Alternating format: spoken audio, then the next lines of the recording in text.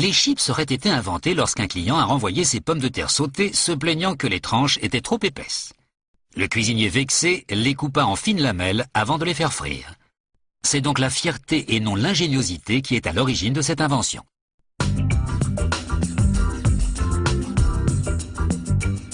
Les chips doivent être élaborés à l'aide de pommes de terre fraîches qui ont moins de 24 heures pour éviter les marques noires.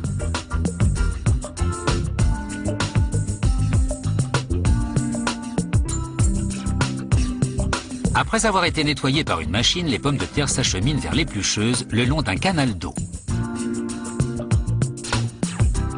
Les roues abrasives de l'éplucheuse œuvrent jusqu'à ce que la peau se détache. Cette machine peut éplucher 5500 kg de pommes de terre à l'heure.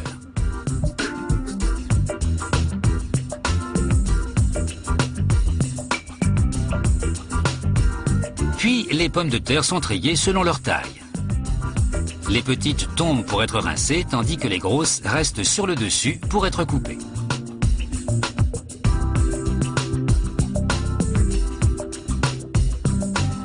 Puis elles sont rincées à leur tour.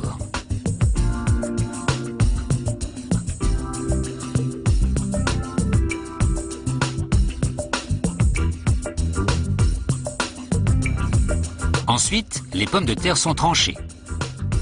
Les lames de la machine sont adaptables et permettent d'obtenir différentes épaisseurs et formes pour ceux qui aiment les chips rainurés. La force centrifuge créée par la rotation propulse les pommes de terre contre les lames acérées.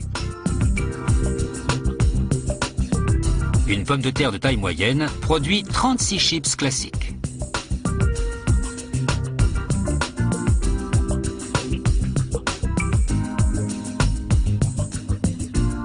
Il est temps de laver les tranches de pommes de terre. Elles tournent dans un baril d'eau fraîche pendant 1 minute.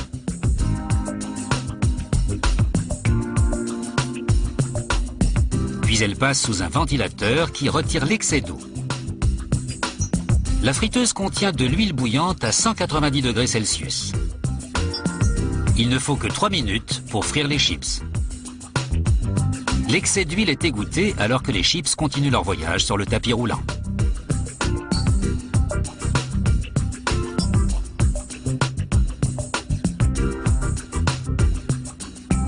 Puis les chips sont saupoudrés de sel.